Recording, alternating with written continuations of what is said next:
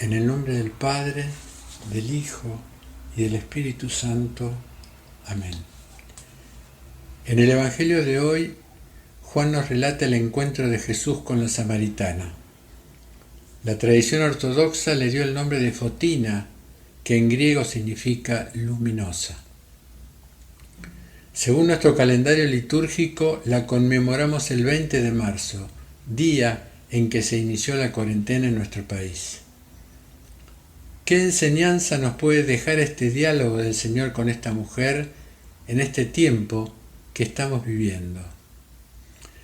Voy a tomar solamente los dos momentos en los que Fotina pone de relieve las diferencias religiosas, que en este tiempo son tantas, que gran parte de la humanidad, sobre todo la juventud, ha asumido la indiferencia religiosa. El primer momento es el encuentro de Jesús con la samaritana. El Señor viene de Judea y llega al pozo de Jacob a mediodía, fatigado por el camino, y se sienta junto al pozo, como nos dice el texto. Llega la mujer a sacar agua del pozo y Jesús realiza dos actos impensables para la cultura social y religiosa de la época: dirigirle la palabra a una mujer que está sola y, peor aún, que sea a una samaritana. Entre los judíos de Jerusalén y los de Samaria había una separación religiosa y social con un antagonismo tan fuerte que ni siquiera se hablaban entre ellos. Los samaritanos eran considerados herejes por los judíos, ya que creían en la Torá, es decir, en la ley, pero no en los profetas. Dame de beber es la primera palabra del Señor. Es un pedido que intenta despertar en la mujer un acto solidario que suavice las distancias. Ofrecer agua a un viajero era un gesto de hospitalidad. Sin embargo, ella le responde: ¿cómo tú, que eres de Judea, me pides de beber a mí, que soy una mujer samaritana? Entonces viene la palabra de Jesús, que desarma toda discusión dogmática. Es la respuesta que deberíamos recordar cada vez que intentamos sostener una discusión religiosa multiplicando las divisiones. Si conocieras el don de Dios y quién es el que te dice dame de beber, tú se lo hubieras pedido y Él te habría dado agua viva. El Señor le propone a la mujer un diálogo que trasciende los antagonismos para centrarle en un triple conocimiento: el misterio del don de Dios, el conocimiento personal de quién le está pidiendo que le dé de beber y el conocimiento de otra agua, que no es la del pozo de Jacob, es el agua viva. ¿Por qué? Porque las divisiones religiosas manifiestan nuestra ignorancia de cómo nos mira Dios. El otro momento del diálogo que nos puede orientar en este tiempo en el que estamos privados de nuestros templos, de nuestras celebraciones, es cuando la mujer le pregunta al Señor en qué monte se debe orar, ya que los samaritanos tenían un templo en el monte Garizim, mientras que los judíos en el monte de Jerusalén. Jesús le responde, y hoy nos responde: más viene la hora, y es ahora, en que los verdaderos adoradores adorarán al Padre en el Espíritu y en la verdad. Mas viene la hora, y es ahora, en que los verdaderos adoradores adorarán al Padre en el Espíritu y en la verdad. Sí, el Padre busca a los que lo adoran así. Dios es Espíritu, y los que lo adoran deben adorarlo en el Espíritu y en la verdad. Del lugar de adoración que era el templo pasamos a un tiempo de adoración que es ahora, y ese tiempo es la hora de los verdaderos adoradores. En el Espíritu y en la verdad significa la adoración interior, espiritual, silenciosa, expresada de manera verdadera, que incluye los gestos corporales de adoración auténticos, no ritualistas. Una adoración sin nuestro espíritu sería una oración psíquica que manifestaría estados de ánimo pasajeros que no engendran un encuentro verdadero, porque sin el espíritu humano no hay comunicación con el espíritu divino. El camino del encuentro con Dios en el espíritu y en la verdad contempla también el encuentro con la verdad de nosotros mismos. Jesús, antes de revelarle a la samaritana la adoración en el espíritu y en la verdad, la despierta a la verdad de su existencia, a la conciencia de su propia vida.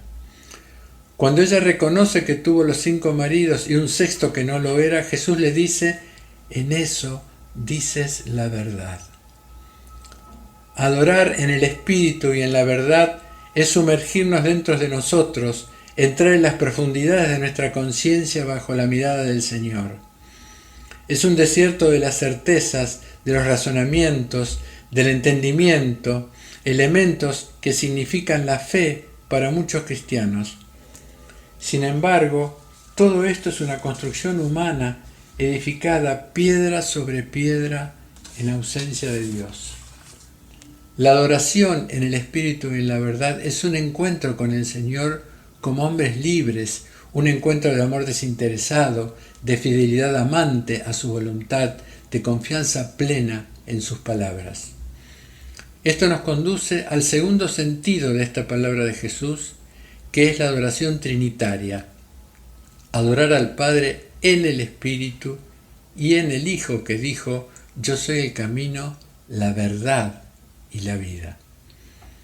El Padre de los cielos, sin ninguna necesidad, nos pide que lo adoremos con todas nuestras fuerzas en el Hijo y en el Espíritu Santo. Nos invita a una relación personal que no puede limitarse a encuentros esporádicos, sino que es preciso consagrarle a nuestro ser y nuestra vida entera. El Cristo se encarnó, denunció el fariseísmo de una religión refundada por el pensamiento de los hombres, con un ritualismo vaciado de la presencia divina, para instruirnos en una nueva manera de vivir, mucho más que en una nueva religión. Somos recreados con las 2 manos del Padre, como dice San Ireneo, en la nueva humanidad del Cristo resucitado y en el soplo del Espíritu que desciende en Pentecostés, dándole vida al hombre nuevo que despierta a la sed de Dios, del Dios vivo, como nos dice el Salmo 42. Mi alma tiene sed de Dios, del Dios vivo. ¿Cuándo vendré y veré el rostro de Dios? Es la sed del agua viva que el Señor ofrece a la samaritana, la sed de brotar, de ofrecer.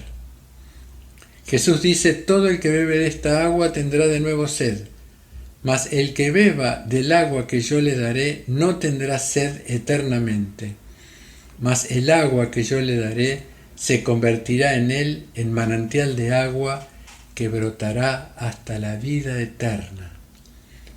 Adorar al Padre en el Espíritu y en la verdad es la más grande revelación mística que el Señor nos ha ofrecido.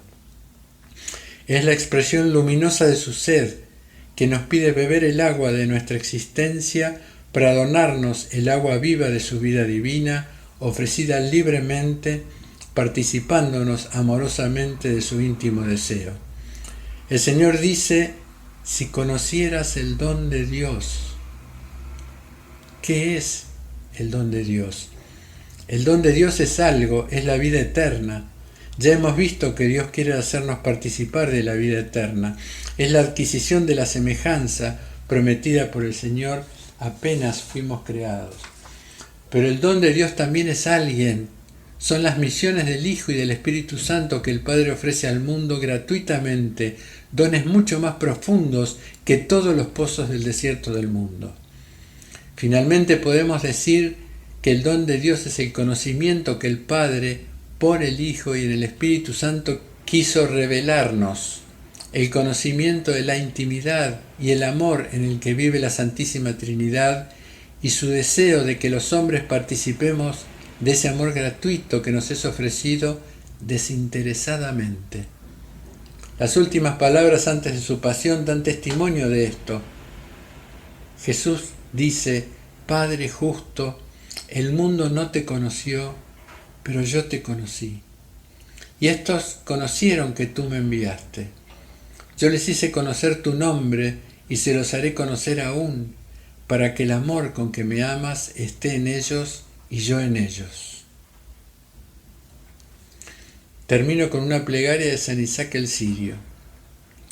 Donde habita el Espíritu, tu verdad no es motivo de contienda ni griterío, sino de paz, amor y humildad.